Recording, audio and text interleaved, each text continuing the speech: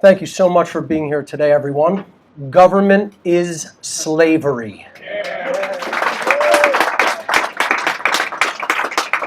I want to thank John from Liberty on the Rocks and the rest of the Liberty on the Rocks regular attendees for the opportunity to be here and present for you today. This, as John said, is part 2 of a presentation. I originally gave the first one at least a couple of years ago at Liberty on the Rocks. It was called The True Meaning and Purpose of the Second Amendment. And this is, today, The True Meaning and Purpose of the Second Amendment, Part 2, Arms, Needs, and Cowardice. And I will be giving the presentation in those 3 sections. And I want to say today that, I'll usually dedicate my presentations to maybe a very important historical figure, such as Samuel Adams, the father of the American Revolution. But today I'm going to dedicate this presentation to a group of people who are actually very important to me because they inspired a presentation like this from talking with them and understanding exactly where their mindset is at. And they are people who look like this. They're people who live on their knees. The cowards of the world. So this one is for you, cowards of the world. You know exactly who you are, deep down inside. And I've spoken to many of them in my personal experience.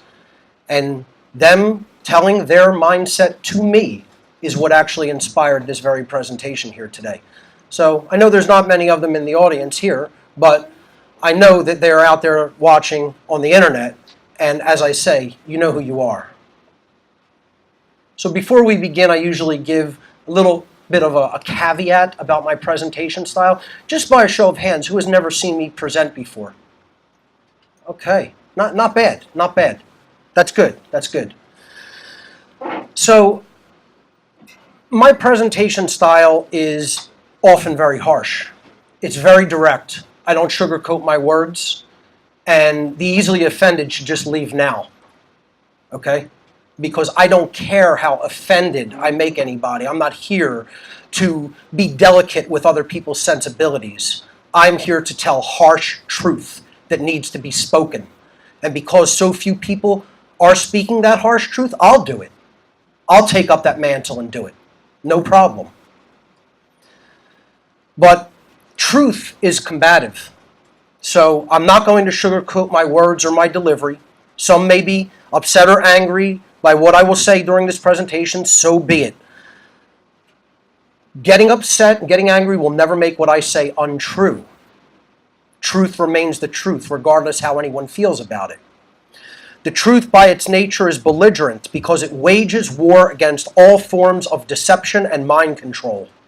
I don't present this information to be liked. I don't present it to be popular. I don't present it to make money. And I don't present it to make friends, because certainly speaking truth like this will not make you any of those things. I speak publicly because I recognize that in the crisis of overwhelming ignorance and deception in which we live, I have a moral obligation to communicate what I know to be taking place in our world in order to help others understand it so they can then take action and do something about it. Thank you. Thomas Paine, one of the other founders of the American Revolution, without his philosophy it may not have ever occurred, said, "He who dares not offend cannot be honest." So I'm not here not to offend you. I'm here to be honest with you. So if you don't like it, that's what your cry closet is for. Unfortunately, I don't think we have one present. You might have to go to the nearest local university for a cry closet. But, So this quote always, hits home with me. Telling the truth and making someone cry is better than telling a lie and making someone smile. There's way too many people that want to do that. They're all over the news media, lying to you with a nice, pleasant smile on their face, looking real attractive, but they're, speaking with forked tongue. The only people who get mad at you for speaking the truth are the people who are living a lie. Isn't that the truth? So let's go through a very brief review of part 1. Part 1 was called The True Meaning and Purpose of the Second Amendment. I gave it back here, back at Liberty on the Rocks at another place called The Cafe in Center City, Pennsylvania, on February 10th, 2015. It's actually been that long. So over 3 years ago. Amazing. That was the title card. So let's review some of the main points quickly, briefly, of that presentation, for those of you who may not be familiar with it or have watched it. The militia referred to in the Second Amendment is a decentralized and distributed force of armed individuals who maintain weapons and tactics similar to a military force, but they are not a military, and they are not centrally controlled or directed by a government. The militia is not a military or a standing army. It is the whole body of the population who would assemble to defend against a threat to their lives, rights, or freedom. That is the definition that the Founding Fathers put forward the militia to be. When they were asked what the militia was, they consistently and repeatedly told people that the militia was the whole of the people, over and over again, unambiguously.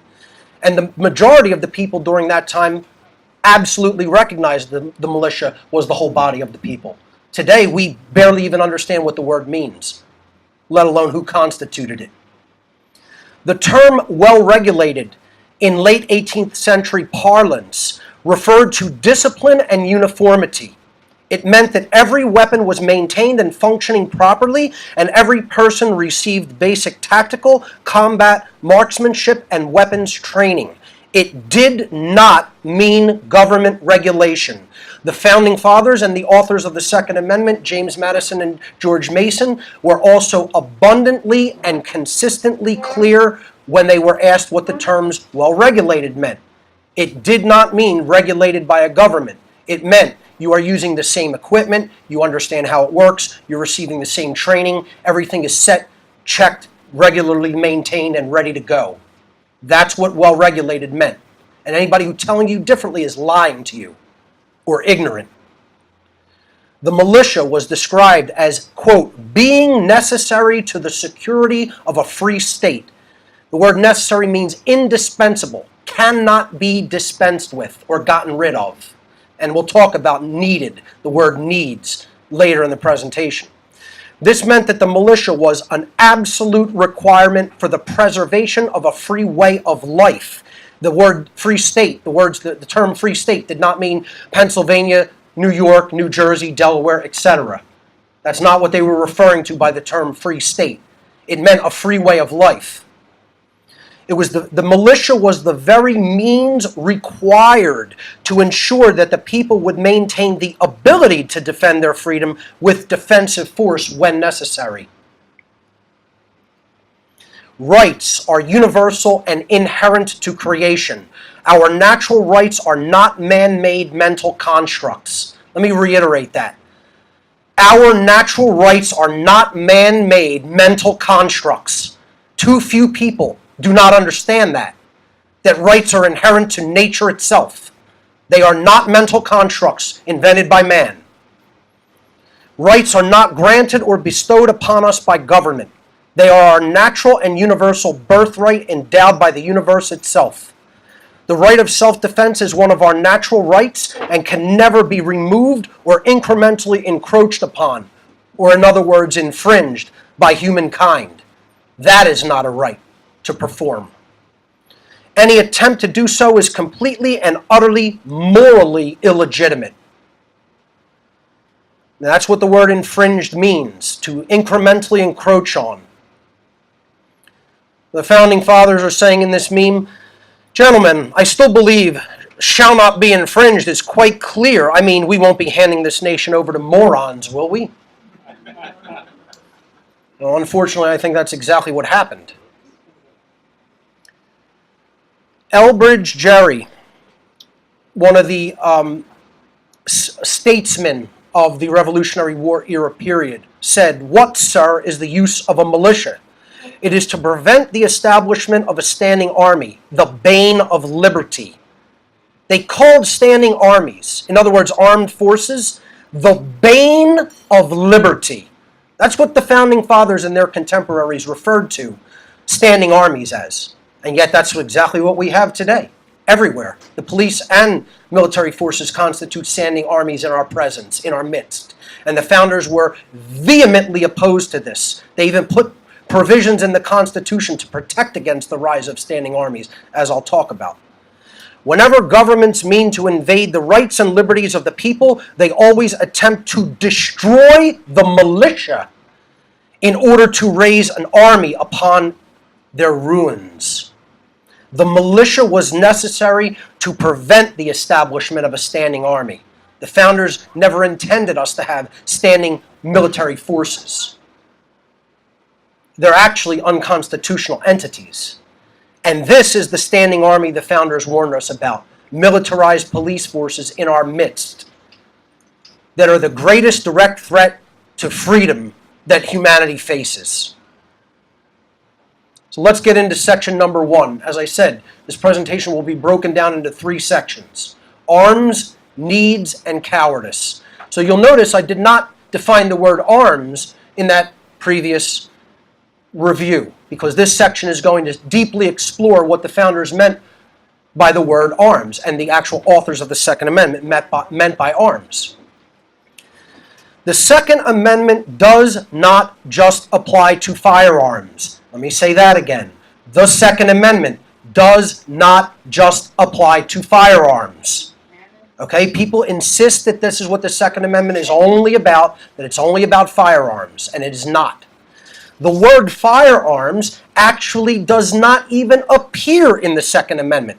The wording of the Second Amendment is, a well-regulated militia being necessary to the security of a free state, the right of the people to keep and bear arms shall not be infringed. The word firearms does not appear in the wording. The word arms does appear with a capital A in the Second Amendment, and it literally meant any instrument that is capable of being used as a weapon for the purpose of self-defense. Any instrument that is capable of being used as a weapon for the purpose of self-defense, including but not limited to, you ready? Here we go. Pepper spray, tasers, knives, swords, hammers, brass knuckles, axes, bows and arrows, slingshots, baseball bats, tire irons, clubs, maces, pitchforks, nunchucks, throwing stars, bayonets, cannons, explosives, flamethrowers, pistols, shotguns, rifles, semi-automatic rifles, machine guns, grenades, lasers, tanks, airplanes, battleships, and atomic and nuclear weapons. That is what is being referred to in the Second Amendment. And if you don't think so, you're wrong. You do not understand the founders' original intent. It meant all and every implement of self-defensive weaponry.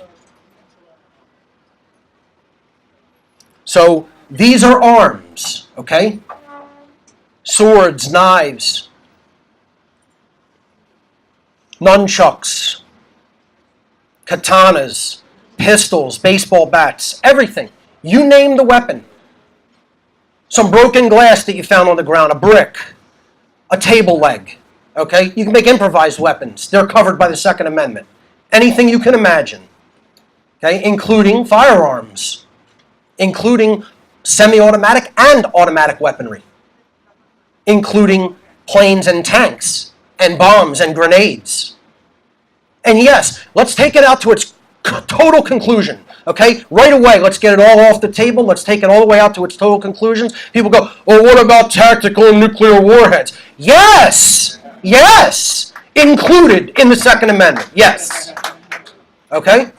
And here, I'm going to go a little further because I'm an extremist, so let's go even further than that. Okay? And this is here's the argument. But should everyone be allowed to have this weapon? Yes. Death Stars and Infinity Gauntlets for everyone. Okay? Let's just take it all the way out to its conclusion. Okay? Because here's the principle that should be understood, folks. People should not be focused on the weaponry. If the government has it, the people have to have it. If government has it, the answer is yes. The people should have it to defend themselves from government. Okay? So that's one of the main concepts I wanted to get right off the bat, out of the way for people to understand. And most people don't understand it because they're so fearful of weaponry. And that's what we're going to get to in Cowardice. We're going to get to the real psychological heart of the matter, where we're not going to be talking much about actual weaponry there. We're going to be talking about what goes on in the human mind and the human heart. And that's going to cut really to the quick. People have to understand the principles involved in the Second Amendment. This has nothing to do with the weaponry. They get too hung up on the weapons. This is about rights. This is about principles. The two principles of enlightenment, the two pillars of enlightenment, the two pillars of natural law, as I refer to them. The sacred feminine non-aggression principle. It is always morally wrong to initiate violence against other sentient beings. Always. Don't start violence against other people. Period. That's it. So simple. And yet people can't adhere to it. Especially government and their agents certainly can't adhere to that principle. They throw that right out the window. Well, you have to combine the sacred feminine principle of non-aggression with the sacred masculine principle of self-defense. They have to be wed together, hand in hand. They cannot ever be separated from each other. You have to maintain the sacred masculine self-defense principle to include your natural law rights. This means that owning and using any weapon for the purpose of self-defense is an inherent human right. Notice I said self-defense, not initiating violence or aggression against other people. Weaponry must always be maintained for self-defensive purposes, and that's the self-defense principle.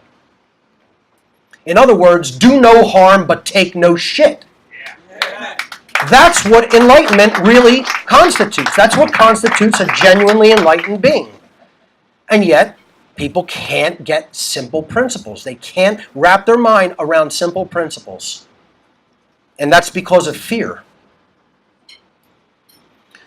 To possess and carry arms is a natural human right. The Second Amendment does not grant any rights to anyone. I don't think I made that clear enough in Part 1. The Second Amendment grants no rights, folks. Okay? The whole Bill of Rights does not grant any rights. No, they're not government rights. They're not constitutional rights. They're natural rights. The Second Amendment was originally intended to act as a written guarantee that the government of the United States would never be permitted to even encroach upon our natural rights to self-defense with arms. Any laws limiting the people's right to own and carry arms of any kind are immoral decrees which are completely null and void in the realm of nature. Such so-called laws are passed to incrementally chip away at our inherent right to self-defense. The very act of attempting to limit our natural right to defend ourselves with weaponry is in and of itself tyranny. The very act of attempting to do it is tyranny. Any and all encroachments upon this natural right of self-defense are morally illegitimate. I don't care what law it says in government books. I'm not talking about that kind of legitimacy. I'm talking about it's not morally legitimate. No one has the right to do it in nature. It is a wrong to attempt to do it.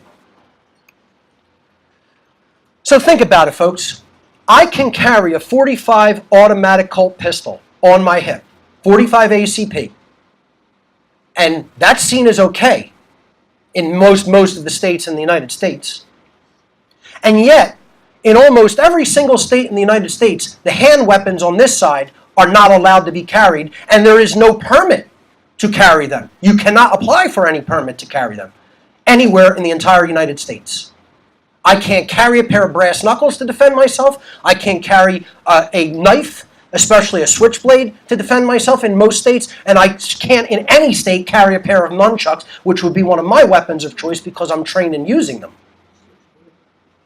You know, I would rather have something like a pair of nunchucks, which I could gradually increase from non-lethal to semi-lethal to lethal force because I know how to use them, and use them with different gradations of force, rather than have to take out a pistol that one shot is probably going to kill another human being no matter where it hits them, because they'll bleed out. Okay? But yet, I can't carry any of the weapons on this side. Okay? Ridiculous. Utterly ridiculous. And yet there are people who still don't understand, not only does this apply to the Second Amendment, but think that that's somehow okay, that that's somehow morally acceptable. You know, it's called moral relativism in the rights, in moral relativism in man's law. That's what that's called. And that's the other problem with why we're going deep down into bondage. Because the vast majority of this society is morally relativistic and believes in relative morality. Especially people even in the libertarian and anarchist movements. And that's why we're not making any headway. Because we think man makes up what rights are. And we could just make up rights here, they apply in this geographic region and at this time, and in other geographic regions and times and places they don't apply. Or different laws of right and wrong apply. It's nonsense. It's ridiculous, immoral nonsense.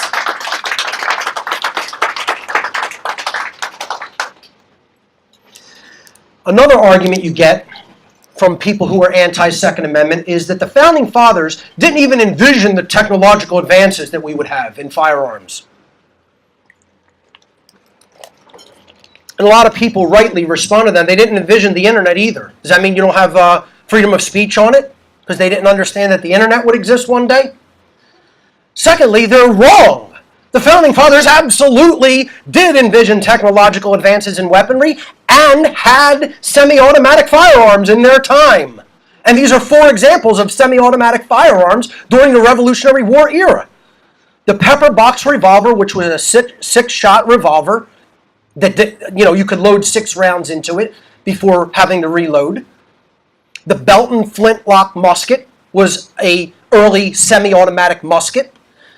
The Girondani rifle was an air rifle, an air-operated, like a piston rifle, operated by air that would be carried on a separate wagon and could fire 20 musket balls in under 5 seconds. It's between 20 and 30, actually.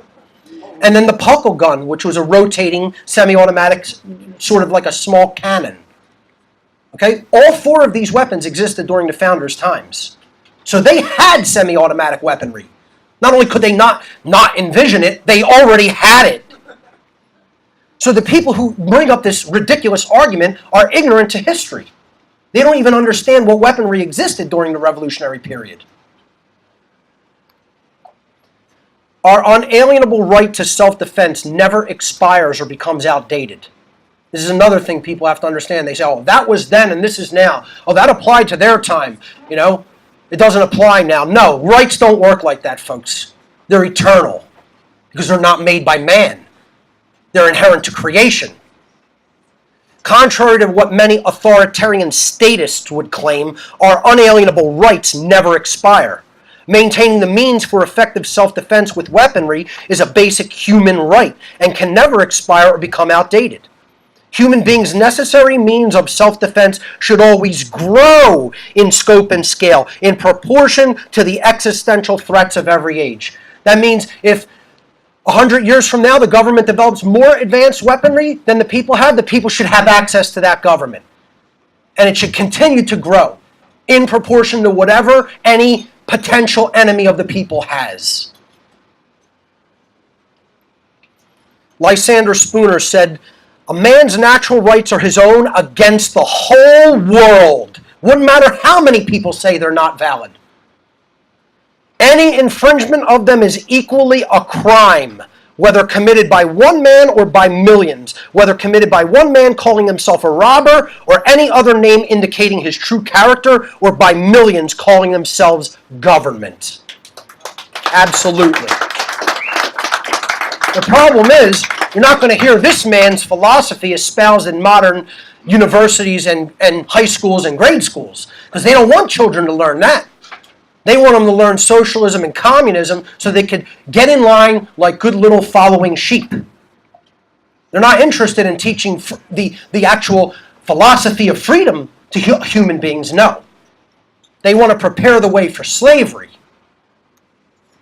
So that's the arms section, so that people absolutely understand what the word arms and the Second Amendment applied to, and that it does not just apply to firearms, it applies to any implement that can be used as a weapon for the purpose of self-defense. And that is absolutely true and the case. Okay? I'm not making the claim that I think that that was their intent. That was their intent. Okay? That's what the words in the Second Amendment actually mean, factually. So this section is called needs. Now we get into even hairier areas because we're talking about what people perceive, their perceptions. We're getting out of even the physical realm. Now we're going into the mental and emotional realm of what people perceive as needed. Then in the last section, Cowardice, we're going to go really deep into the philosophy of this, into the psychology of this, I should say. What did the founding fathers, understand to be absolutely needed? In the entire U.S. Constitution, including the Bill of Rights, the only element described by the framers as being, quote, necessary, meaning unable to be dispensed with, was a well-regulated militia. Think about that. They didn't say the presidency was necessary. They didn't say the Congress was necessary. They didn't say the judiciary was necessary. They didn't say any other element of government was necessary. They said the militia was necessary. And they meant the militia that was comprised of the body of the people. Not the Congress, not the judiciary, not even the presidency was described as necessary by the framers of the Constitution and Bill of Rights. And they were men who were specific and meticulous about every single detail of every single word they wrote. They wrote that the element of society that we need to secure a free way of life is the militia. The possibility that a governing body of any kind could easily descend into tyrannical oppression was abundantly clear to the Founding Fathers. They prescribed that the natural rights of the people were to be protected with defensive force if necessary. This could only be done by ensuring that the people who constitute the militia would never be disarmed. And that was the original intent of the Second Amendment.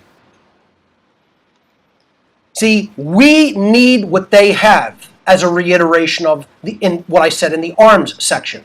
If a government already has a certain class of weaponry that the body of the people who they allegedly represent do not possess, those people are already subject to a state of tyranny because they would not possess the necessary means to employ their natural right to alter or abolish the government. The militia is necessary, needed, to ensure that the people possess the required defensive capacity to resist government tyranny. And yes, that is what it is about. It is not about hunting. It is not about just self-defense in your home or on the street. It is about defense against government and their agents when they become tyrannical and oppressive.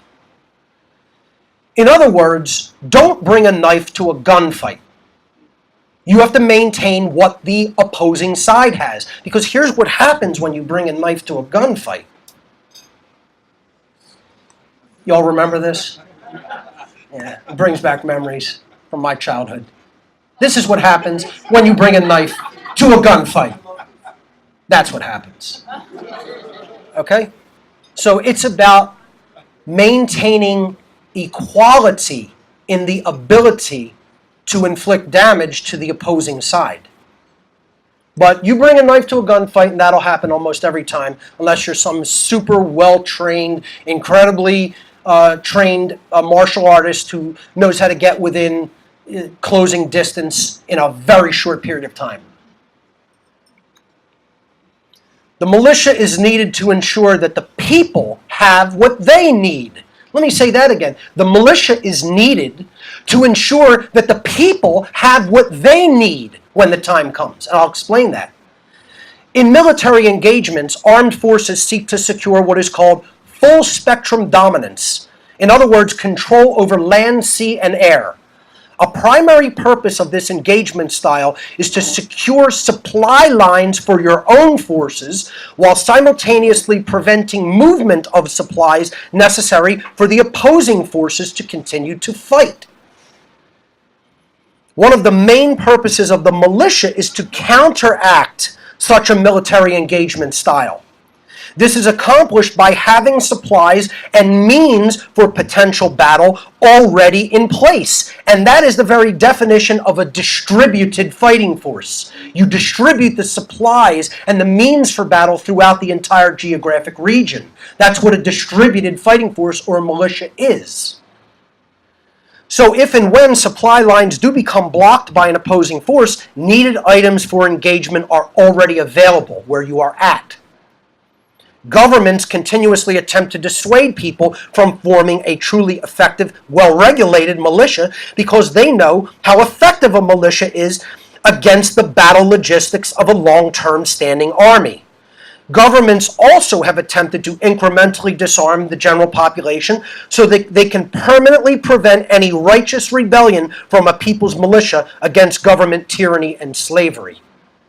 That's what incrementally disarming people through different laws is all about. That's what gun control agenda is all about, incremental disarmament. So here's the big question everybody asks who's anti-gun and anti-Second Amendment and pro-gun control agenda. What do you need a combat rifle for? And I will not call it an assault rifle because it's an absolute asinine term. Assault is an engagement style or assault is an actual behavior. It's not an assault rifle any more than your fork is an assault fork. Okay? So let's stop using completely and utterly asinine terms. It's a combat rifle. It's a rifle that is used in combat engagement. Those are designed to kill multiple people wait, let me see if I can get the voice right. Those are designed to kill multiple people in a short amount of time. Well, thank you, Brainiac. Did you stay up all night with your slide rule and your abacus figuring that one out? Okay. Really? That's what they're designed for? Thank you for informing me. I didn't know. Yeah, of course that's what they're designed to do. That's what a battle rifle is. That's what a combat rifle is. Combat rifles are needed by the populace because government, which is based on coercion and violence, can and will become tyrannical and attempt to enslave the population. It's not like it hasn't happened in even the very near past. It has occurred within the last 100 years, ladies and gentlemen. You know, it's just a very cursory look in a history book, which most people run away in a million miles an hour in the opposite direction from these days. I'm well aware. But even a cursory popping open of a history book will display that government has and will become tyrannical. Good people who will not tolerate such an immoral condition will not just allow their freedom to be taken from them without a physical fight. They know that government and those who support its violence have no right to do what they are doing to take away or even attempt to take away their rights and freedom. Why do we need combat rifles? They are tools for shooting and killing multiple agents of the state, should that eventuality become necessary. Okay? Nobody just wants to say it out in the open like it is without sugarcoating it. Combat rifles are for killing agents of government. That's what they're for.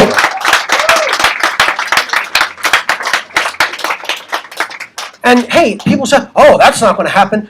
This is a police officer holding a fully loaded combat rifle at an unarmed individual's face. And we don't think we're already in that situation. Okay? That's what's going on every day in America. And yet people will say what I just said was an extreme statement. No, ladies and gentlemen, that's extreme. This is common sense, self-defense. That's extremity. Okay? Let's get it clear. Why would anyone ever need a 30-round magazine? How about at a slaughter massacre like Wounded Knee? Okay? Count them. Okay? Agents of the state coming for people's freedom and lives. And we don't think it can happen. People who don't think that that can happen are 100% ignoramuses regarding human history. That's all I have to say about that. It's a nice, funny meme here with the Founding Fathers all confronting Thomas Jefferson. You don't need a military assault rifle to hunt with, Tommy. And he responds, well, that depends entirely on who I'm hunting.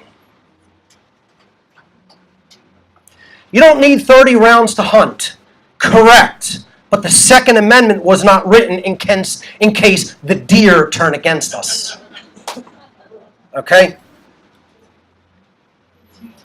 What do I want to respond? That people will say, what do you need a combat rifle for? My response to them is, what do we need a standing army for? What do we need a standing army for? Okay? If a threat requiring, see, this is what the Second Amendment was really about. This is the actual intent, the actual true meaning and purpose of the Second Amendment. If a threat requiring military-grade force should arise, it would be the responsibility of the people, not the government, the people, to bring forth the members of the militia and the necessary weaponry to wage such a conflict. And then afterward, the weaponry of war would either be destroyed or returned into the hands of the people's militia. Such weapons of war would certainly and should certainly not be kept at the disposal of an institutional government's military, where they can actually do the most harm and the most destruction to people that did not commit violence. Even the U.S. Constitution, I'm not a constitutionalist, I'm an anarchist. I'm a radical extremist anarchist. I'm not a constitutionalist. All government is slavery. All forms of government is slavery. Okay? But even the Constitution, who constitutionalists and minarchists want to get behind, okay, even it specifically forbids the continuance of a standing army in Article 1, Section 8.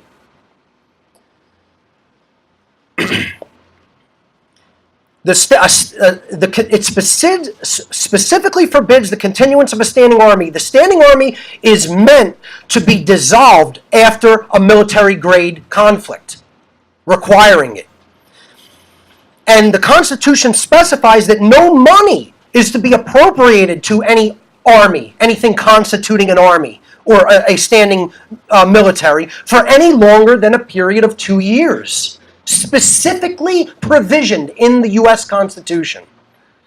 Because we've ignored these types of constitutional provisions, the idea that the people could never wage a war against government tyranny is firmly anchored in this technological disparity that has been allowed to propagate. We've allowed the military to continuously build up their grade of weapons to a point where they have things that the population doesn't have, and then the population thinks we could never possibly fight them. That's where that mentality, that psychology comes from, because we've ignored provisions like that in the Constitution. Government-controlled standing armies don't even have any right to exist, let alone manufacture weapons of intimidation and mass destruction, as they have. And here's the clause in Article 1, Section 8, Clause 12. Congress shall have power to raise and support armies, but no appropriation of money to that use shall be for a longer term than 2 years. Right in the Constitution. The author of the Second Amendment said it himself. George Mason, who wrote the Second Amendment, said that the people have a right to mass and bear arms, that a well-regulated militia composed of the body of the people trained to arms is the proper, natural, and safe defense of a free state, that standing armies in a time of peace are dangerous to liberty and therefore ought to be avoided. Right from the author of the Second Amendment himself. And yet people want to debate its meaning. No, you want to know what we need a standing army for? Right here is what we need a standing army for. That's what the standing army is used for, folks. Look at it and weep, cry all you want in your beer, cry in your milk. It's never going to make it untrue. We're defending poppy fields in Afghanistan, and we're taking as much natural resources in the form of oil as we can from countries in the Middle East. That's what standing armies are doing every single day. So get as offended about that as you like. That's the truth of what standing armies are doing. Because if they were really fighting for our freedom, this is what it would look like. Right there. Yeah, but you won't see that from order followers. Order followers are people who do what they're told regardless of what's moral. Regardless of what's morally right. Okay? And that's what all of these people are.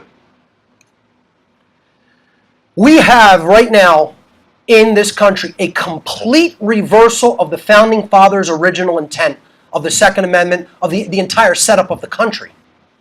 What the Founding Fathers envisioned as needed and what we have today are completely reversed. Today, people envision that it is necessary to have a standing army, yet we don't have a true, well-regulated militia. The Founding Fathers would have seen our current condition as tyranny. What they envisioned for us to keep in place was the exact opposite, that we should never have a standing army unless there was a very direct threat against the country and its people, and that a militia comprised of the people would always be necessary to provide for the defense of the citizens against foreign or domestic threats to their lives or freedom. That was the purpose of the militia. That was why it was needed. But here is the logic of the gun control mob about what we should have and what we should be allowed to have and what we need. Gun control advocates would choose to leave guns only in the hands of the police and the military. Rights are the same for everyone. No one has any special rights that other people don't have. Everybody has the same exact rights. So how does law enforcement, by definition, itself a standing army? If you really look at the characteristics of what a standing army means, law enforcement is a standing army everywhere in every city. How do they have the right to own and use firearms, but the people do not? According to the gun control mob, as I like to call them. I don't call them the gun control crowd, the gun control advocates. They're the gun control mob. Okay? Belief that any government personnel can own and use firearms, but the body of the people should be forcibly restricted from doing so, is a recipe for tyranny, slavery, and mass murder. As I call it, a recipe for total enslavement. We're in a form of covert enslavement right now. But you want to see overt, total, totalitarian enslavement of a populace? You give up your right to keep and bear arms, and you'll see it real quick. So this is who leftists and authoritarians want to have all the guns and ammunition in the hands of. Great fucking idea. Real smart. Real smart. Yet, this is how their logic goes, okay? Their so-called logic, okay? The police are violent, racist, murdering thugs, and I 100% concur. Yes, they are. That's what they're doing in this country. They've been doing it forever. They're violent, they're racist. I've seen their racism firsthand, and they're murderers. Period. Get as offended about it as you like. That's true, and nothing your emotions will never make that untrue. But then in the next breath, the same people who want to take away my rights to defend myself with firearms will say police are the only people should be allowed to have guns, particularly semi-automatic weaponry. You have got to be kidding me. You cannot be. It is impossible to get more stupid than that. But yet, that's the power of mind control. That's what mind control, that's what social engineering is. That's how that was accomplished. And I'm going to talk about that, because most people know nothing about it.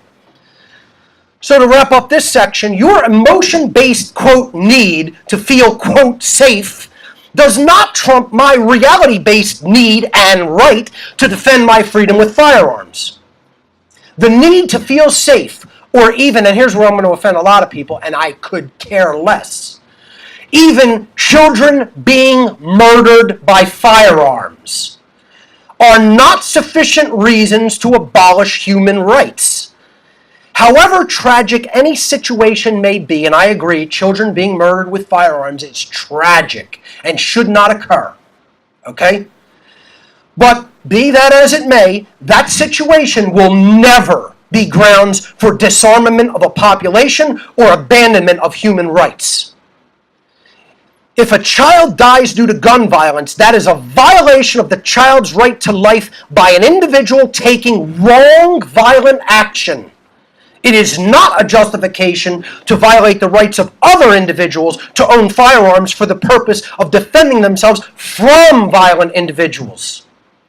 Most child fatalities anyway by firearms are due to a lack of proper weapons, safety, and training on the part of adults, which would be omnipresent if we maintained a well-regulated militia. There wouldn't be those type of accidents, or they would be almost negligible. But that's where most children died due to firearms, statistically, not in mass shootings. Here's what the crowd who wants to ban firearms sounds like, okay? Yet they'll say that they hate him, yet they speak the exact same rhetoric. The most foolish mistake we could possibly make would be to allow the races that we subjugate to possess arms. Hitler. Yeah, it's a great role model to base a society on, don't you think? Yet that's what people in America would actually base firearms ownership on, the words of an absolute psychopath like that. And yet they can't even see the contradiction in their thoughts. The contradiction isn't even apparent to them. 55 million innocent lives murdered by socialist tyrants in the 20th century alone. Stalin, 20 million. Pol Pot, 2 million. Adolf Hitler, 13 million. Mao Zedong, 20 million. So, isn't that a wonderful trend of what happens when you disarm your population? It's called democide, death by government.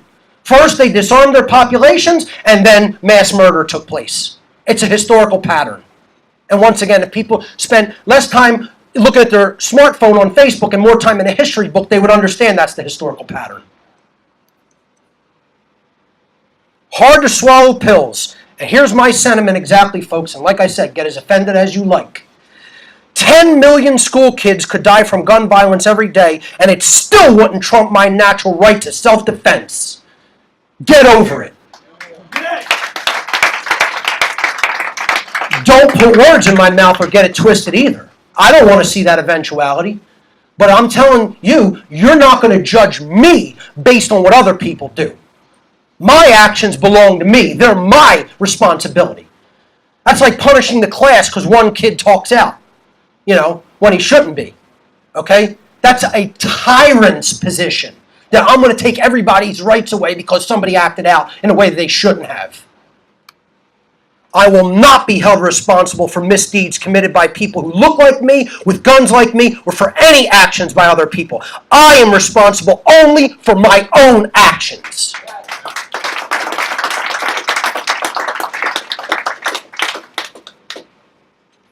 The last words on guns and needs.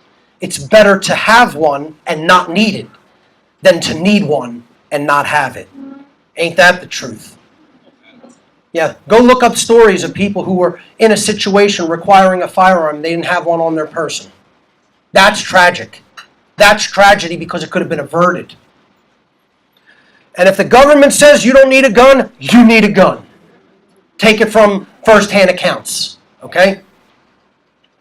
So let's move on to the real meat and potatoes of this presentation, cowardice. Now we're going to get into, the first section was like physical stuff. Then the next section is more emotional stuff. Now we're going to get into the deep-seated psychological material. Because this is where it all falls apart for most people. Okay? And this is where most people don't have the necessary courage to really understand what the Second Amendment is truly about. What the right to self-defense, period, is truly about. Patrick Henry said, fear is the passion of slaves. And Frank Herbert in Dune said, fear is the mind killer. Well, I say fear is the freedom killer. The fastest way a population is going to descend into tyranny is when they remain in a consciousness of fear. And that's because fear of death is the beginning of slavery, as we'll talk about. I'm going to introduce a term most people probably have never heard of. It's called hoplophobia. Hoplophobia is the irrational fear of weapons. Here's a quote by Eric S. Raymond, who's a freedom advocate. He said, hoplophobia, like homophobia, is a displacement symptom. Hoplophobes fear their own forbidden feelings and urges to commit violence. This would be harmless, except that they project those feelings onto others. See, that's the real psychological motivation for not wanting weapons in your presence, is because they're so psychologically immature that they don't trust themselves with them. See, when I'm walking in the general population with weaponry, as I am right now, okay, it actually makes me more focused and more calm and more intent and watching every bit of my emotional makeup, because I realize the deadly force I have at my disposal. That makes me more responsible, because I'm already a responsible adult. Then when you add that actual ability to take life, in self-defense. Okay? It actually amplifies your responsible qualities in good people. See, that's what I'm trying to explain, is that hoplophobes, people who fear weapons, deep down inside, they're not really good people. Deep down inside, they don't trust themselves because they have these urges deep within their psyche that they would act upon at a whim, at a moment's notice. And that's why they fear weapons so much. It's a displacement symptom. This is called displacement in clinical psychology. Sigmund Freud also recognized it, and he recognized it as a symptom of immaturity. He said, and I don't care what you think of the man otherwise, I don't agree with everything he talked about psychologically, but on this he was dead on point. He said a fear of weapons is a sign of retarded sexual and emotional maturity. Absolutely on point. Couldn't have said it any better myself. And then the woman holding the pistol there in this meme says, my right to defend myself with a gun supersedes your ignorance and irrational fear of guns. And I couldn't agree with her anymore. Just because someone is uncomfortable with something doesn't trump a right. That's what we have to why we have to understand what rights are. That's why most people can't define what a damn right is in the year 2018. They can't just spit out the answer. A right is an action that does not cause harm to another sentient being. They can't spit that definition out. And that's why we're losing our rights. Because people don't even know what a right is. How could you defend what you don't know how to define? Just think about that for a moment. Yet this is where we are at societally. We're a nation of grown children. A nation of fearful grown children living under the stairs. Emotional maturity requires a developed understanding of self-defense. Because self-defense is part of self-love and self-respect. I'm better than my emotional, psychological, and entire makeup of my personality is actually more valuable than every single person in all of government that has ever lived or existed. That's the infinite value of my life, my mind, and my existence. That's how much self-respect I have. I'm more valuable than tyrants and oppressors and people who want to do violence unto other people. People who would enslave other people. Okay? I'm more valuable. My life is more valuable than people who would put other people in the chains of slavery. That's the kind of self-respect I have for myself, and that's what other people, how they should value their own life and their own mind and their own psychological makeup if they were true adults. That's why my self-defensive rights come before somebody else's need to feel safe. It comes before somebody else's irrational fears. Stunted and childlike development is exhibited through fearful emotional arguments that are devoid of any rationality or logic. And believe me, there is a deluge of that in our society today. Modern day political leftists and authoritarians suffer from this emotional arrested development due to ignorance and cowardice. Fear almost always stems from ignorance. Since they don't know how to use weapons to protect themselves, they irrationally fear that all weapons are going to harm them somehow, or they're going to harm someone else with them. When it comes to weapons, they react only with fear, and they insist that everyone else should have to lose their natural right of self-defense just so they can be allowed not to be afraid. This is the mentality of an immature, fearful, bratty child with poor or absent parenting. Government is only too happy, I'm sorry I have a spelling error there, I'll correct that in my final slides, is only too happy to step in and become the proxy parent for such grown children. And that, ladies and gentlemen, is why we have a two-party system in politics. One represents daddy, that's the Republican Party, who's going to keep everybody safe from cradle to grave. He's going to fight everybody's battles for them. And then we have mommy. That's the Democratic Party that's going to nurture and take care of everyone from cradle to grave. Don't you get it? That's the parent system. That's the psychological proxy parent system. And nobody's even thought of it. They don't even recognize it. It's staring them in the face. And they can't recognize it. And the reason why, they don't know who they are. If you don't know your own psychological makeup, and you don't know how the system of oppression and control is acting as a proxy for what you are secretly yearning and craving for, the absent parenting that most of us never really truly had. It's a parental abandonment issues psychologically that drive that control dynamic. Yeah, exactly.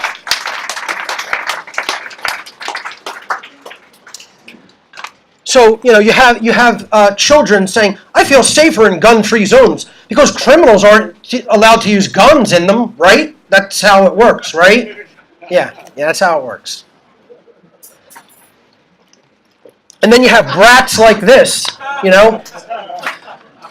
who, tragic things happen in their school. Well, I wish things like that wouldn't occur, but guess what? We have to also understand they're not always as we're told that they occurred either. They didn't always go down as we're told by the mainstream media and government that they went down, okay? So let me tell you something. While I empathize that, classmates may have been harmed and killed, you're not taking my weapons. Not without bloodshed, my friends. You're not taking my weapons. You're not going to take 99% of the people who have weapons away from them. Not in America. You may get it done, but you're going to have to drop hydrogen bombs to do it. Let me tell you that. Know it like you know your own name or like you know the sun's coming up on the eastern horizon tomorrow. You'd have to drop hydrogen bombs on this country to take the people's weapons here. It ain't going to be like Europeans. It ain't going to be like Australians. You ain't going to do it like the Canucks, like the Euros, or like the Aussies. This is an entirely different animal you're dealing with in America. Believe it.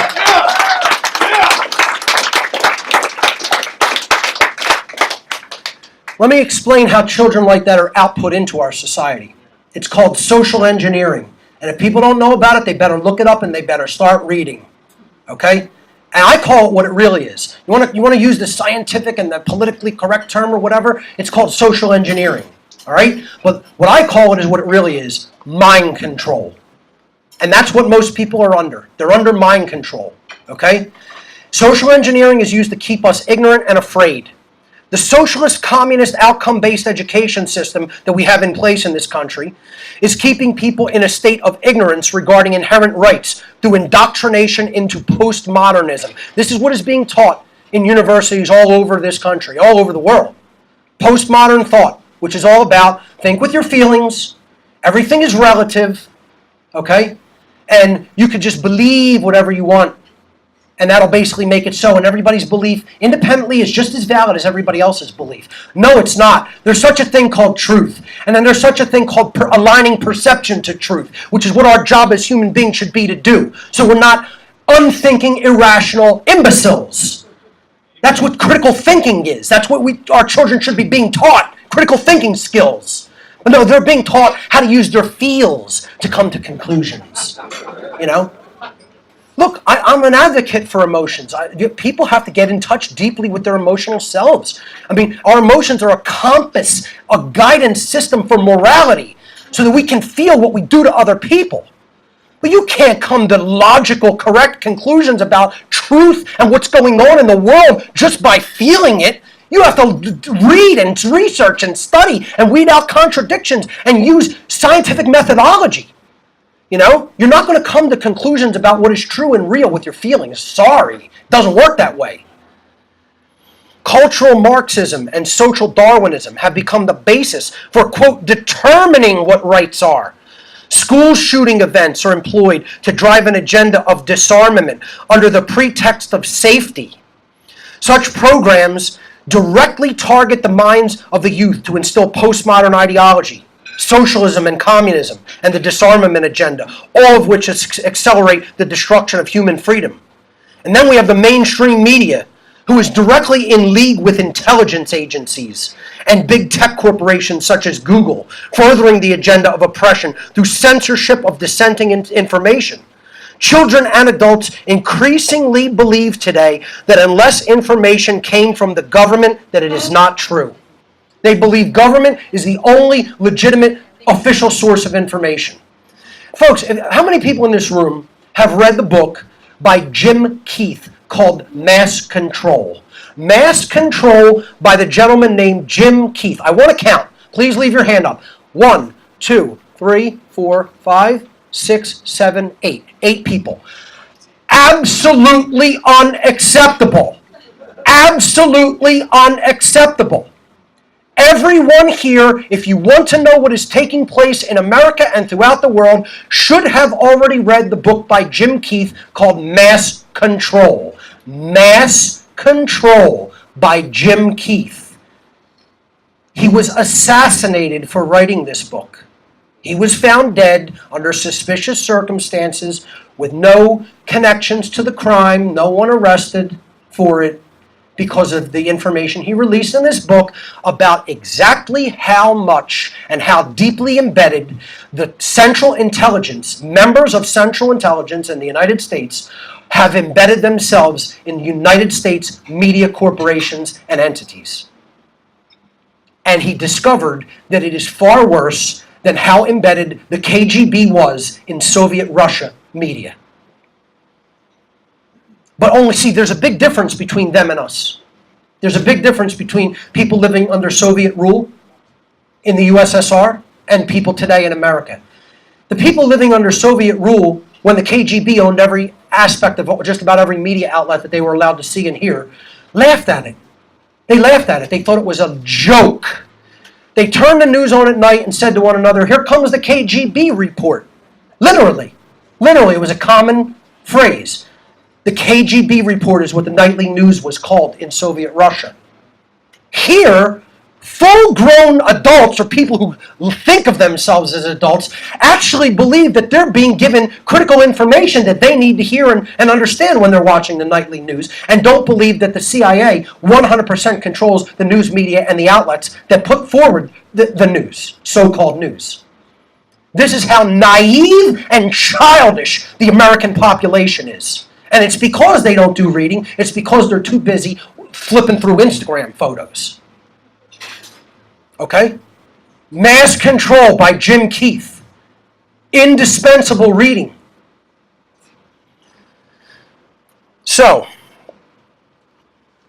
this meme says, Operation Mockingbird, talked about in the book, was a fully implemented CIA program to spread disinformation throughout American media. CIA Director William Colby testified to the Church Committee that over 400 CIA agents were active in U.S. media to control what was reported through American mainstream television, newspapers, and magazines. Do you know when that was given? 70s. In the 1970s. I believe it was 1971, if I have the year correct. But it was the early 1970s. Could you imagine how bad it is today? Yeah, and then YouTube and Google want to make it worse by actually censoring people. They don't understand that this is the opening volley of a war. This is the opening volley of civil war. And they don't understand how serious what they're doing by censoring alternative views are. Let's get to the psychological heart of the matter, the real psychological heart. People don't want the responsibility of self-defense. They want somebody else to be responsible for their self-defense. They don't want to take that natural responsibility that cannot actually be delegated to anyone else and own it. And there's a reason for that. They fear the possibility that they may be injured or killed in the exercise of that personal responsibility, and that they are also highly fearful of the possibility that they themselves may need to shoot and kill another human being in their own defense. This is one of the greatest fears of human beings. See, they can't envision that they actually may have to take the life of another human being. So I ask everyone here today and everyone watching, if someone was attempting to take your life or freedom, or the life or the freedom of those you love, do you know whether or not you could, in fact, willfully kill another human being? Yes. How many people have actually really deeply sat with themselves and thought about that potentiality? You know? That's what shadow work is. You know, psychological work is not always positive. Sometimes you have to envision doing the worst things that you may need to do. You know, and there's the people who are going to be coming for those rights and freedom and possibly lives. You know, because they don't call it a police state for no reason. You'll notice that it's not called a politician state, right? It's not called a judge state, a banker state, right? It's not called any of those things. It's called a police state. There's a reason, because those are the people who lock it down. Those are the people who come for the rights. Those are the people who come for the guns. Those are the people who come for the lives. And if you don't know that, you're a very psychologically immature child. Fear of doing what needs to be done. This is all part of, overarchingly, this is all part of fear of freedom. Fear of self-defense is fear of freedom. Because in freedom is contained self-defense. You cannot actually be free without taking the responsibility of your own self-defense. No one else can actually provide that as a service to you, no matter how much you think government is beneficent and actually wants to protect you. No, it wants to control you. It wants to protect its masters, who it thinks are somehow, that's going to somehow magically save them. Like, they're going to be the last ones eaten by the great beast, you know? But as long as they're the last one to go into its, huge jaws, then that's great. They won somehow. That's how order followers think. This is how retarded they are. You have to be broken at a soul level to think that you cannot kill another person who is coming for your life.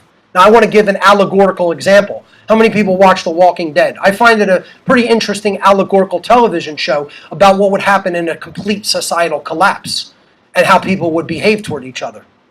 And it's probably much more sanitized than what you would actually see. But in this recent episode of the television show The Walking Dead, the so-called hero, who incidentally is a former cop, Rick, did not exemplify a moral person when he spared the murderous psychopath Negan. Negan in this allegory represents government. And he says, I am the New World Order. You're going to give me 50% of all your earnings, which is what any good definition of slavery basically is, except total slavery is you're giving me 100%. You're doing all the work and giving me 100% of what you earned. But he's saying, I'm going to be the new king. You're going to do the work. You're going to give me 50%. Okay? And he says, and if you don't give me 50%, you're going to die. That's his New World Order, explained in the Walking Dead TV show. So this guy, Rick, who's supposed to be the hero, finally gets a chance to kill this guy, and he leaves him alive. And what I say is, he wasn't doing anything moral by sparing his life. He was actually acting immorally. He was endangering every single other life in the entire group by leaving him alive. Sparing his life was the equivalent of letting loose a wild, hungry tiger into the middle of a village full of children. Because he couldn't do what needed to be done. Because he has this ridiculous romantic notion of keeping people in a cage is somehow less barbaric than ending their life. When they're an absolute animalistic psychopath that has proven that they're just a murderous beast and needs to be dealt with as such. Would you go and try to capture, if a tiger came into a village and killed a bunch of children, do you think you're going to just go, take it, cage it, and then keep it in the village with the children? I mean, really? What would be done? You'd go and hunt it with a high-powered rifle and end the threat. That's what a sensible person would do. I understand, look, I'm all for being 100% just as harmless to animals as I want to be to people. But there is a limit when something is coming and killing you and eating you. That's called very simple self-defense and self-preservation. It doesn't mean you're making that the goal of your entire life. It means that when a threat presents itself, you do the moral and actual effective thing to continue to live and not have your people devoured. And that's the state that we're at right now with government. Because government is opening up its jaws and getting ready to clamp down on our throats. It has been doing it. I keep telling people war has already begun. War has already begun. 10,000 people have been killed without trial by police in America since 9/11 on the streets of America. And you don't think that's war statistics? You don't think those are the statistics of war? I'll give you statistics of war where not that many people have been killed in war. Police have murdered without trial 10,000 United States citizens since 9/11 occurred. And we're standing here having presentations. Really? Really? See, because people are fearful of fighting a battle that they believe they might not win. And that's not a mentality of good people. That's a mentality of cowards. Cowards think like that. Good people don't think like that. Okay? Good people don't put their life before they put freedom. Most people are afraid of righteous rebellion. And let me just say something. Thank God for the revolutionaries of America who fought and made it possible for me to even get these ideas into my mind and speak them. Thank the creator of the universe for those men and women. And people think that that wasn't a legitimate righteous rebellion. That they believe that wasn't a legitimate righteous rebellion against England. And we'll talk negatively against the American revolutionaries. In America. Just because they think all of them were slave owners. No. It was less than 1%. And it certainly wasn't the revolutionaries of the North who were trying to abolish slavery back then. Particularly some of the founding fathers like Thomas Jefferson, who wrote anti-slavery clauses into the original Declaration of Independence, and then the Southern delegates who were making tons of money from the Ivory Coast slave trade insisted that the anti-slavery clauses be removed, or they wouldn't sign it. They wouldn't even come back into committee in the Second Continental Congress. But people don't know that history. No, they only know what their communist professors told them about this time period. Most people are afraid of righteous rebellion because they believe we couldn't fight the government and win, which isn't true. They'll say things like, you couldn't fight the government with an AR-15. Yeah, not one person. 100 million American gun owners with semi-automatic battle rifles. Like I said, you'd have to drop hydrogen bombs on America to defeat it. All the armies, not just no army, all the armies on the face of the earth combined could not defeat the firepower of the American population. And we would do it quickly. That's real battle logistics, if you understand the numbers involved, which most people don't. It's like an imbecile flat earther who doesn't understand the size of the earth. You know, they don't grasp the actual size and magnitude of the earth, because they don't have those actual physical understanding in science and mathematics and geometry and physics in hand. They don't have those tools in hand. So it's the same way when you try to present legitimate battle logistics to somebody who has never studied any military engagement styles or logistics. They're simply incorrect and it's not true. As a matter of fact, U.S. Army War College analysts have published literature on the effectiveness of small arms in urban asymmetric warfare, which is the likely form and nature of a rebellion against the tyrannical government in the modern world.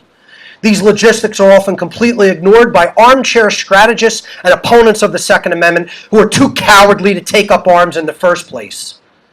They believe compliance with tyrants and despots is a strategy that will somehow, quote-unquote, keep them safe long-term. But that coward strategy never actually works out, as history has demonstrated time and time again throughout the ages. Once again, they prove that they're ignorant of human history. People who comply with tyrants, they just extend their lifespan a tiny little bit, and when the tyrant's done with them, they take their head off. And see, this is what people think of. They think they're so smart by saying this. And exactly, they have their head up their ass and have no idea what the reality of it is. Hey, you with the guns, your paranoid fantasies about fighting a rebellion against a theoretical future fascist government takeover do not trump my rights to demand appropriate and reasonable public health policies to stop gun violence. Sincerely, the rest of the American people. Sincerely, the rest of the American people with their head firmly lodged up their ass. Okay? Because every statement in this meme is incorrect. It's not paranoia to believe that government becomes tyrannical. It's a historical fact. It's not a fantasy about fighting a rebellion with small arms. As a matter of fact, the next two slides are going to be historical examples where that has been done and accomplished. Okay? And no, my right to protect my freedom with firearms does trump your right to feel safe and demand that they be taken away because of quote-unquote public health policies. Yes, they do. My rights trump that. Everyone's right to self-defense trumps that. Examples of successful battle operations with small arms. See, again, ignorance of human history. How about the Vietnam War, where the Viet Cong basically defeated the United States military in protracted jungle combat? Supply lines was a big thing in this. Getting the supplies that they need appropriated by Congress was a big thing in this. And the type of small arms that they were being shot at with was a huge factor in this war. But that's what the Viet Cong used. They used AK-47s, they used 7.62x51 rifles, and they used grenade launchers and some 223 rifles, or Remington 223, NATO 5.56. Those were the small arms used in the Vietnam War by the Viet Cong, who essentially defeated and drove out the United States military from their territory. How about the Soviet-Afghan War in the 1970s through the 80s? Okay? Ever hear of Operation Cyclone? They made a movie about it. It was called Charlie Wilson's War. The biggest CIA operation in human history.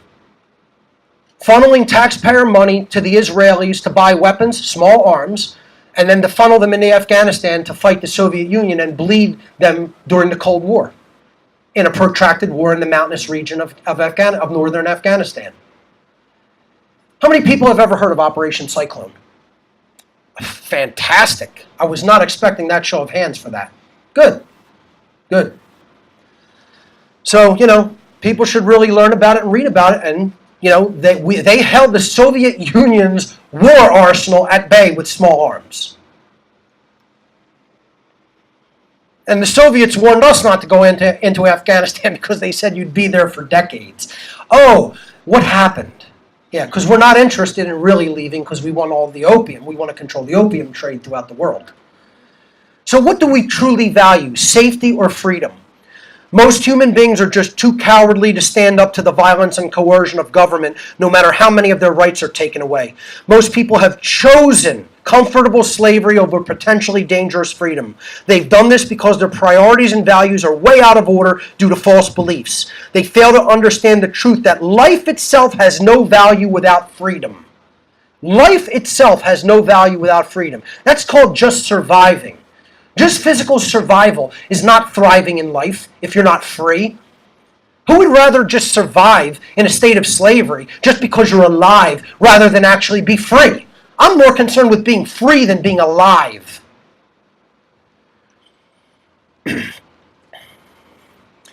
They've done this because their priorities and values are way out of order due to false beliefs, mainly false beliefs about death and who they are.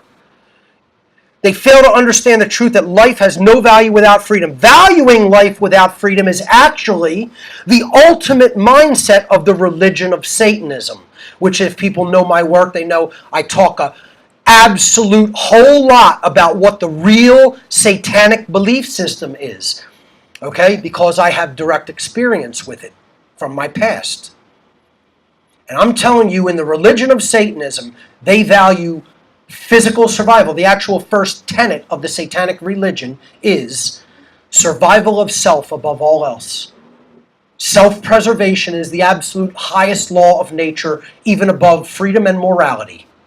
Freedom and morality be damned to a Satanist or to those who are trapped in the satanic mindset. See, and people think that means worshiping the devil. It doesn't. You should watch my presentation called Satanism and the Dark Occult. It's available in the back.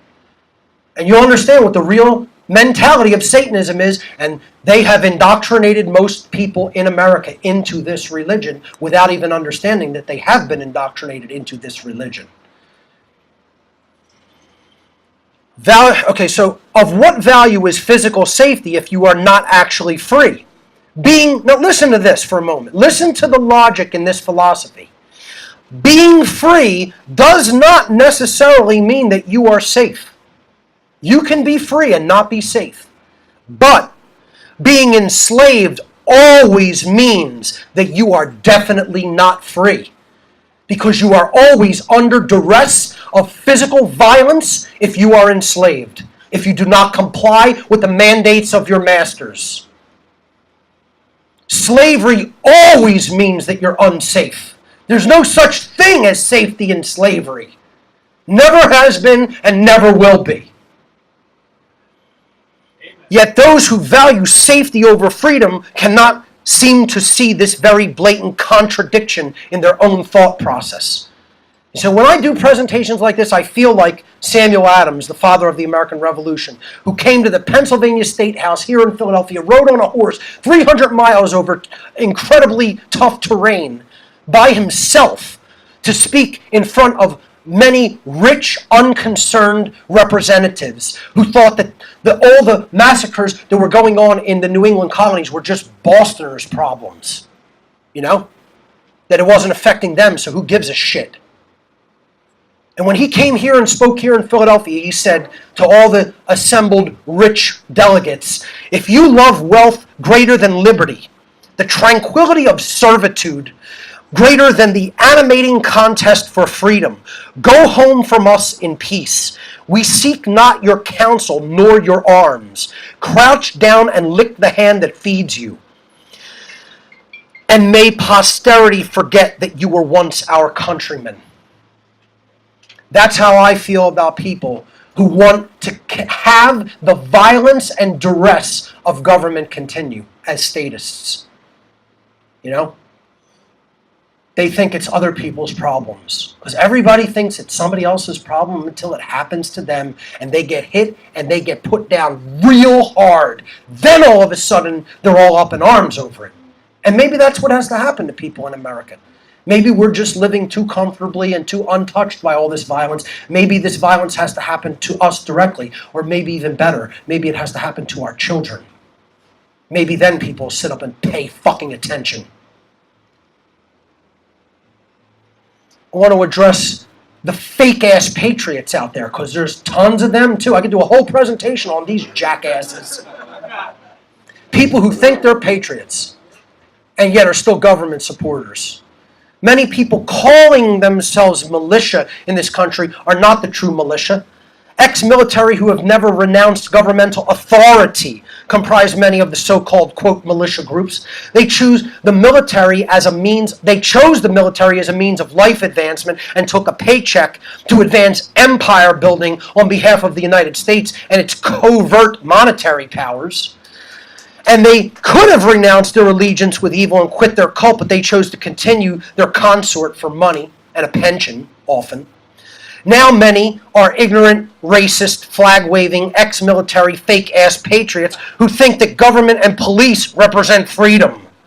They are the exact opposite of the true militia spoken about in the Second Amendment by the Founding Fathers because they completely lack a true understanding of rights, morality, true freedom, and above all else, natural law. They need natural law seminars brought to them so that they can understand what rights, freedom, and morality really are. There's a great meme. When you try to patriot but end up red coating instead. Here's the Gadsden flag, the flag of the first American revolutionary militias, okay, next to the thin blue line flag of police slavery. Yeah, that's that.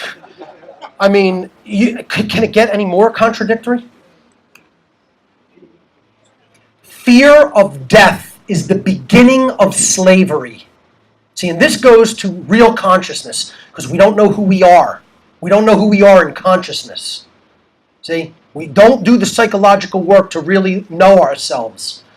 That's the first tenet of all the mystery school traditions of consciousness. Know thyself. Fear of physical death is the beginning of every form of slavery that has ever existed.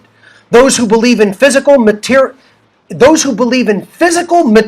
existence as the only reality generally exist in a continual existential state of the fear of death. Because such individuals hold the material realm as prime and ignore and discount any spiritual existence, they are almost always afraid to fight for freedom. They fear death because they don't know who they are.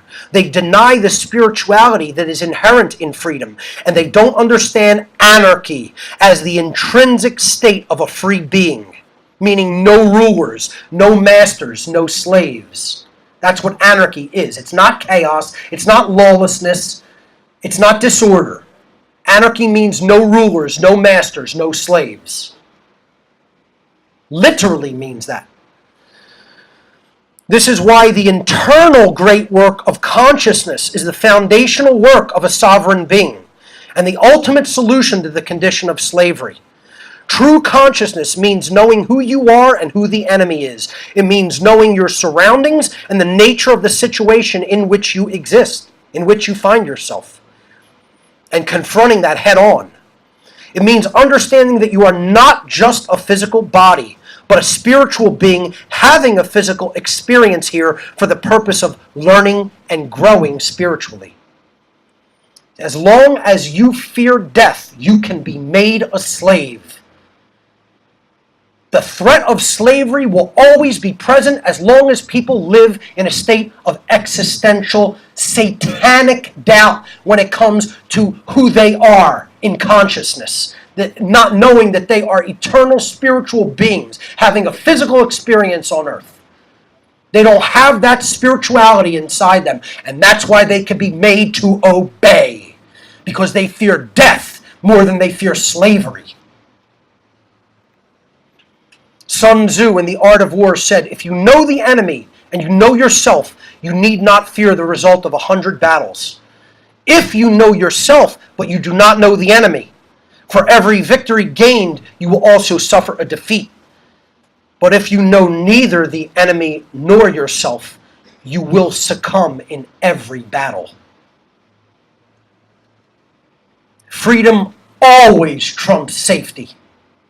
There's a meme of people on the streets of America after the Parkland shooting holding up signs. Is freedom more important than, let me get the voice right. Is freedom more important than safety? And Big Bad Ben saying, yes, yes it is. Yes it is. Freedom is more important than safety. Protecting rights and freedom is more important than physical safety or even survival.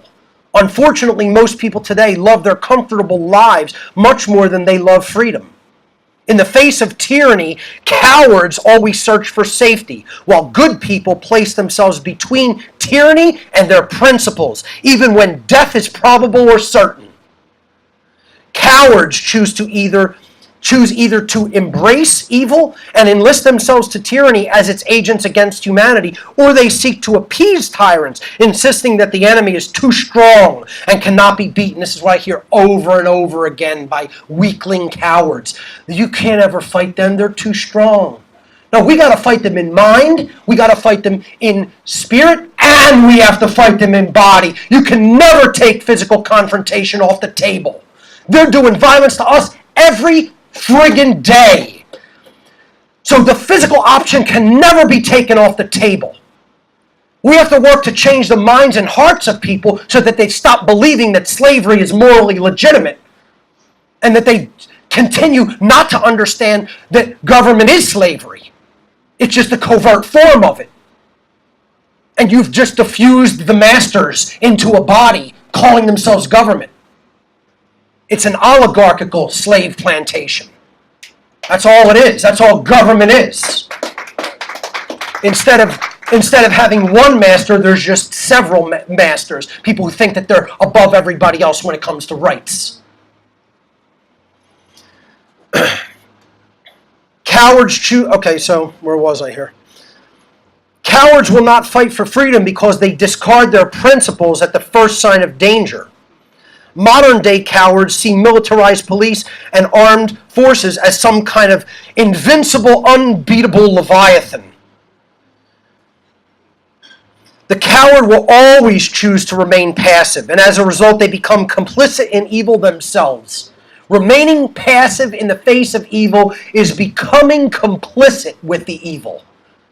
Let me say that again. Remaining passive in the face of evil is to become complicit with that evil. Good people will always develop the will to fight for their rights and freedom, whatever the odds may be.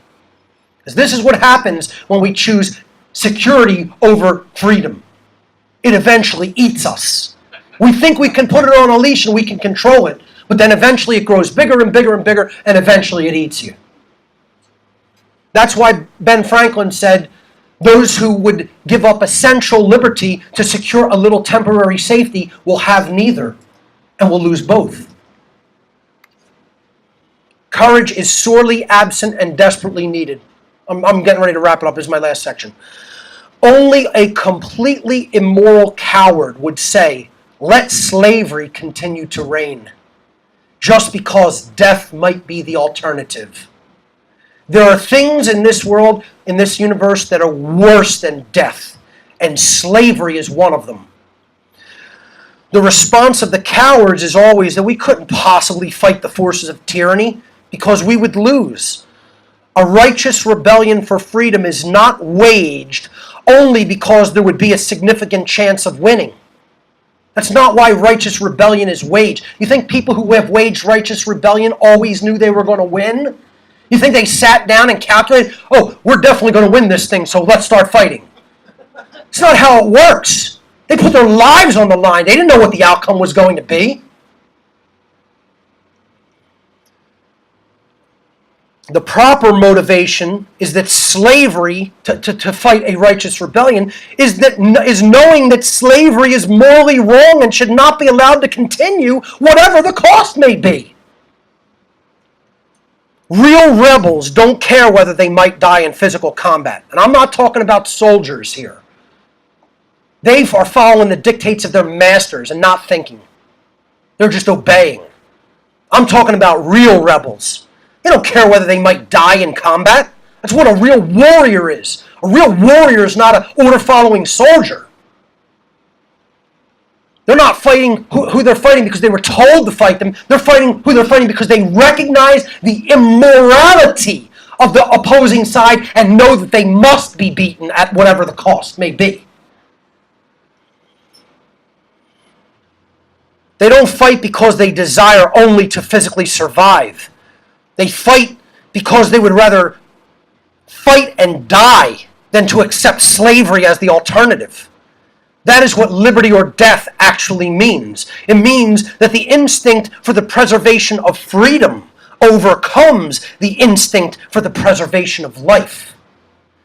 Only someone in a purely satanic mindset chooses for life to be preserved, even if freedom is not preserved. This is a quote by Harriet Tubman, who helped many slaves escape to the northern states during the times of oppression of black slavery in early America. She said there was one of two things I had a right to, liberty or death. If I could not have one, I would take the other, for no man should take me alive. I should fight for liberty as long as my strength lasted. That's a rebel. That's a real woman.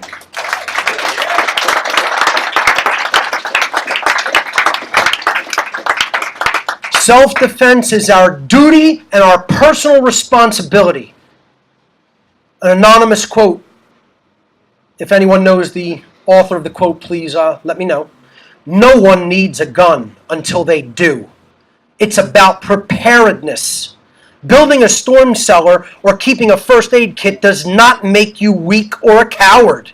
It makes you smart and responsible.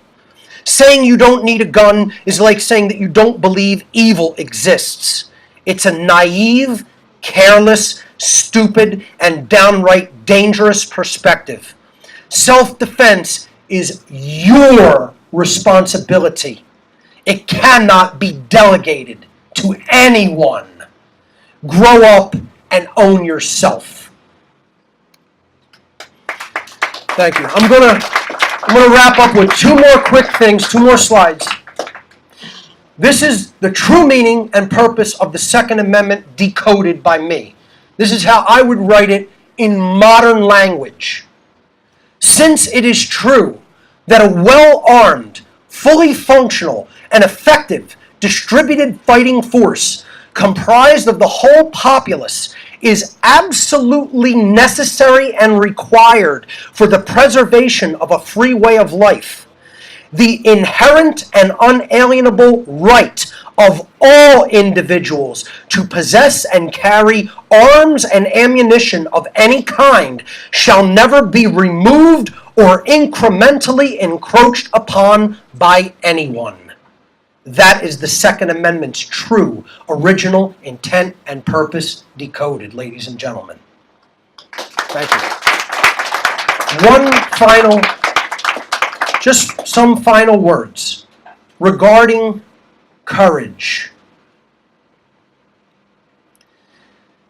This is about doing internal work upon the self to overcome a mindset where we place physical survival above the importance of maintaining freedom in our lives. Now, everybody asks me the question, how can that be instilled in another person? And the answer is, I don't really know. I can't give courage to someone else. I can only speak the truth and attempt to live the truth to the best of my ability. And in so doing, set an example for other people and say what I mean and then do it and act upon it rightly. You know? But to really work upon ourselves and develop courage that needs to be developed is a truly inside job that has to be done one-on-one by taking a very much needed deeper look at ourselves and who we truly are. Ladies and gentlemen, thank you so much today for your time and your attention. Government is slavery.